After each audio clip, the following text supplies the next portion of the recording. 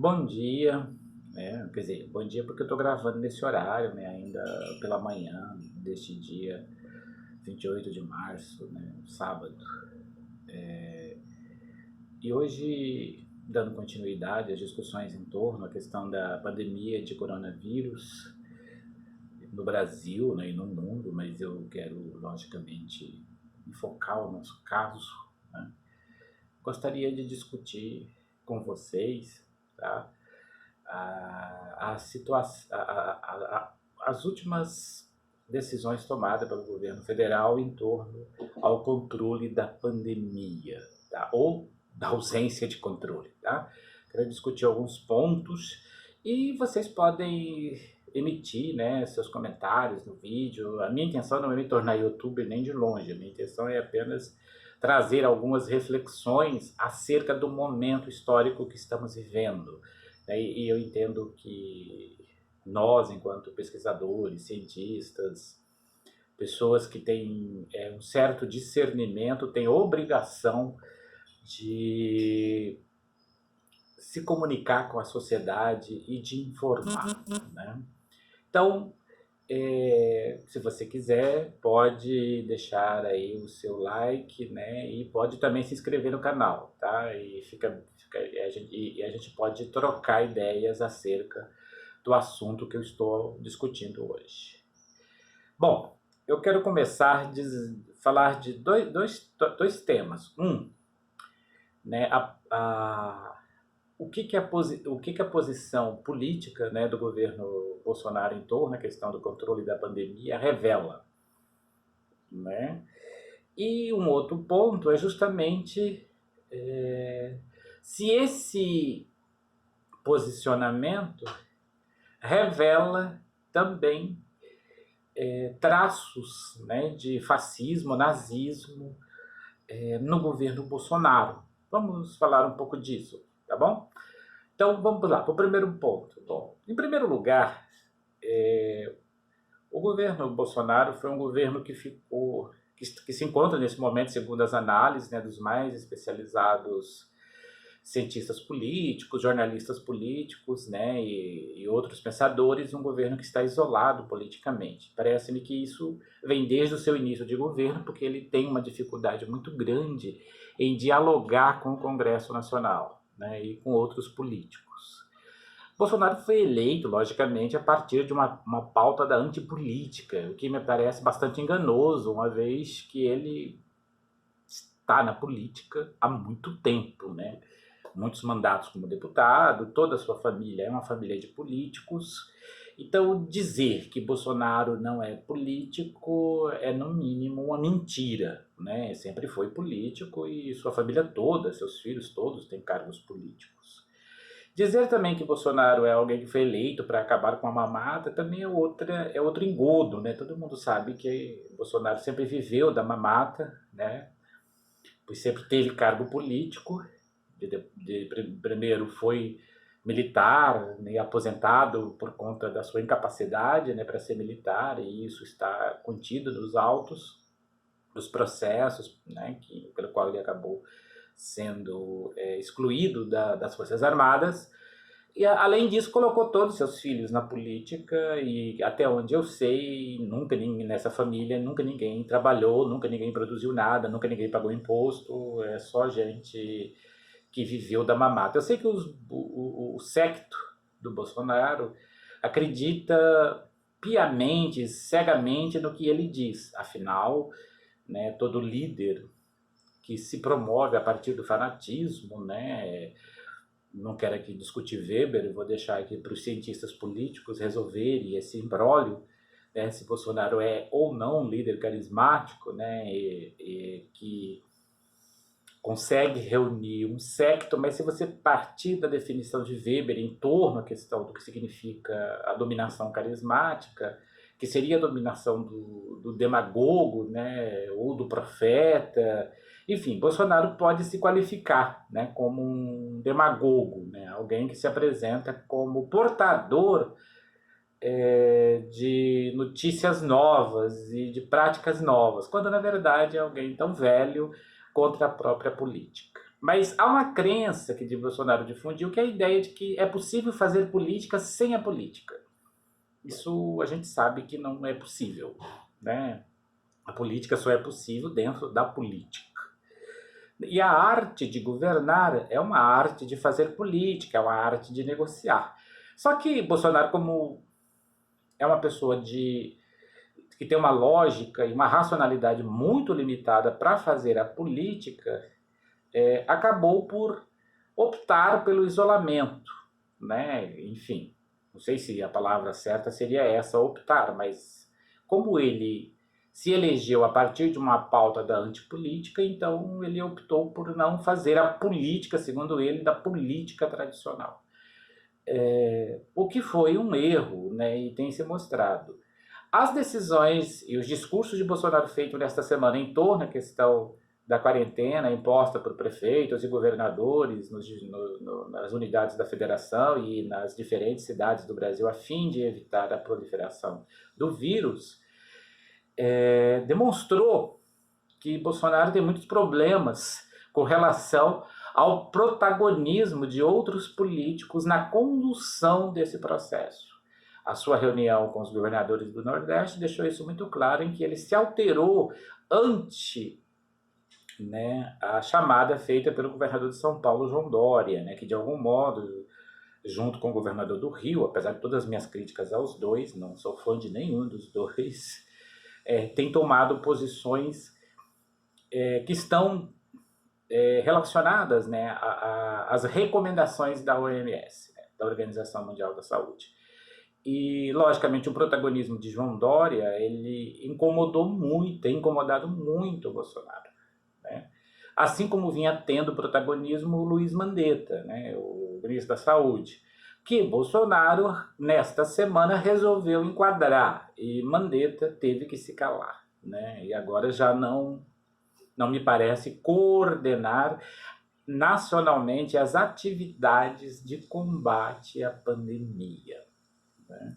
Então, assim, inclusive a recomendação dele, dos brasileiros voltarem ao trabalho, é uma recomendação que contraria, né, as orientações de infectologistas, né, de diferentes especialistas, assim como da Organização Mundial de Saúde e de muitos outros chefes de Estado, chefes de governo, né, que vêm recomendando, né, que as pessoas fiquem nas suas casas e que façam a quarentena. Bom, por que Bolsonaro pensa assim? Porque ele sabe que o governo dele, esse primeiro governo parece acabado. E suas chances de ter um segundo governo em 2022 se reduziram muito, né? Diante da sua falta de liderança e de compreensão, né, e de racionalidade em relação à pandemia. Ele vai na contramão de tudo, né, da Organização Mundial da Saúde, na contramão da fala dos especialistas, na contramão das decisões tomadas por outros chefes de governo, chefes de Estado. E na contramão do seu próprio ministro da Saúde, que ele, como eu disse, né, enquadrou nesta semana e o ministro da Saúde saiu de cena. Bolsonaro é um político inseguro, né? Como todo líder que se pretende ser carismático, que tem seu secto, é um político inseguro, né? Tem medo de que outros políticos possam roubar-lhe a cena, né? Roubar-lhe o protagonismo, né?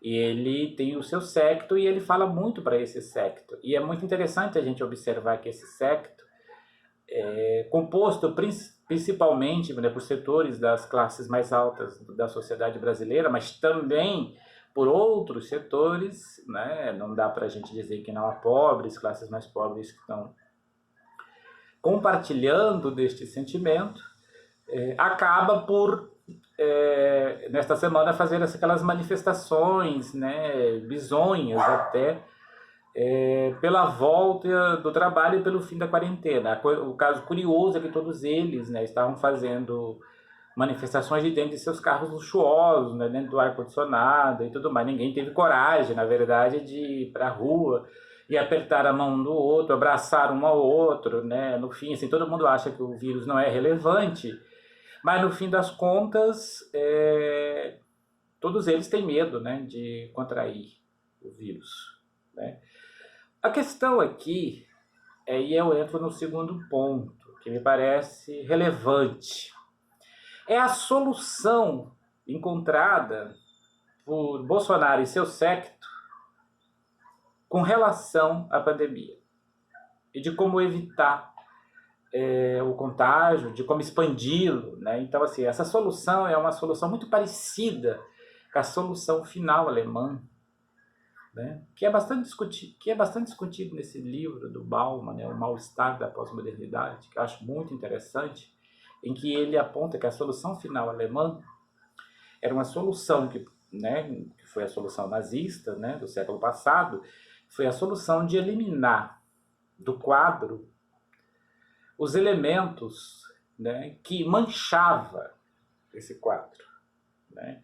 Então, assim, que era justamente aqueles personagens que tornavam o quadro manchado, né? Então, claro que foram judeus, homossexuais, ciganos, deficientes físicos, né? A fim de fazer uma espécie de purificação, né, da raça ariana, né, e mostrar aí a superioridade da raça ariana, uma espécie de eugenia, de limpeza genética da sociedade, né? Claro, né, a gente conhece as consequências, quem estuda um pouco de história tem um pouco a noção do que ocorreu e dos milhões de mortos nas câmaras de gás, né, pelo regime nazista. A solução de Bolsonaro e do seu séquito, que foi às ruas essa semana para pedir a reabertura do comércio e a volta ao trabalho dos trabalhadores, demonstra um desprezo muito grande, tanto pelos pobres, porque são eles que fazem com que a economia gira por meio do seu trabalho, né, a força de trabalho, e o desprezo por outros grupos sociais, como os grupos de risco, né, as pessoas que são dos grupos de risco, como idosos e pessoas portadoras de doenças crônicas, né? E isso faz um pouco me lembrar essa solução final alemã, né, de riscar do mapa tudo aquilo que mancha a estética, né, a moral e o mapa cognitivo de uma sociedade, né? Então, assim, as explicações dadas por essa gente, né, e por Bolsonaro no seu discurso de terça-feira, elas são falas extremamente perigosas, né, porque apelam e faz uso da ignorância travestida de um certo conhecimento, né? Ou seja, fazem questão de questionar, né, e de contrariar aquilo que é dito, né, pela ciência, né, pelos especialistas e pelos organismos internacionais que lidam com a saúde, como a OMS. Então, a fala, né, um dos líderes aqui da cidade, né, de ontem, né, da carreata de ontem, que foi impedida pelo prefeito, que multou um monte de gente, mas que tinha muitos carros de luxo, inclusive, mas também teve em outras cidades, né, como Dourados, não só aqui em Campo Grande, foi justamente um dos líderes aqui de Campo Grande dizia que o vírus, desculpa, que aqui no Brasil é diferente da Itália. A Itália é uma população envelhecida e lá é frio, aqui o clima é quente, o vírus não vai se dar bem num clima quente. Isso é um tipo de fala que não tem nenhum embasamento científico.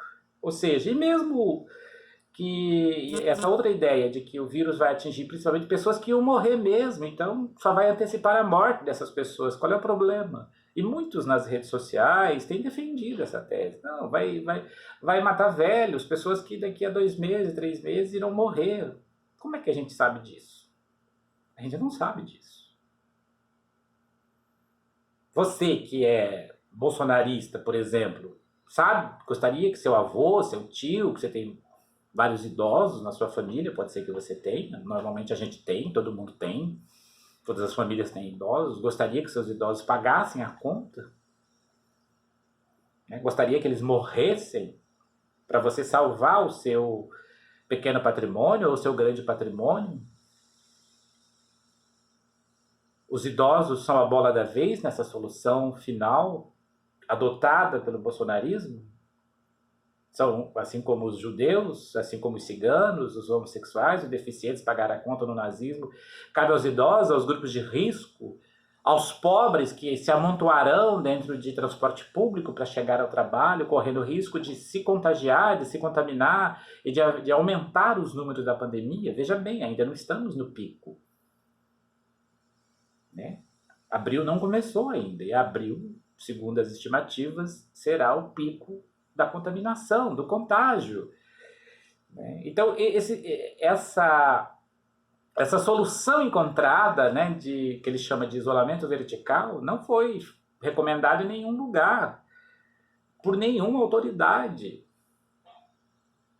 Então, a negação da ciência, o culto à ignorância e a negação da verdade, a negação dos fatos, né, me lembra muito essa ideia de que alguém deve pagar, né, pelos nossos prejuízos. Então não importa se vai morrer 6, 7, 10 mil pessoas. Milão fez a mesma coisa e ontem já tinha morrido 5 mil pessoas em Milão. Há um mês atrás, né, no dia 28 de fevereiro, o prefeito de Milão fez uma campanha Milão não pode parar, né? E um mês depois, né, ontem, dia 27 de março, e já contava com quase 5 mil mortos. E não é só idosos. Existem crianças. Aqui em Campo Grande mesmo, anteontem foi notificado um caso confirmado de um bebê de 3 meses que tem coronavírus. Então você que tem criança, você que tem idosos na sua família, todo mundo tem, quer dizer, idosos, crianças pode ser que nem todo mundo tenha. Mas você deseja isso, você quer isso, você compartilha desse sentimento, dessa ideia de que alguém deve pagar para que a gente possa continuar produzindo, para que a gente possa fazer a economia girar e salvar um governo fracassado, um governo que já começou errado, um governo que se elegeu fazendo uma política voltada para a morte. Você compartilha dessa ideia, né, de ser um ceifador de vidas? É isso que você deseja para sua família? É isso que você deseja para os seus vizinhos? É isso que você deseja para os seus amigos? Essa é uma reflexão que eu pretendo deixar aqui. Espero que vocês possam assistir, possam comentar e possam compartilhar. Obrigado.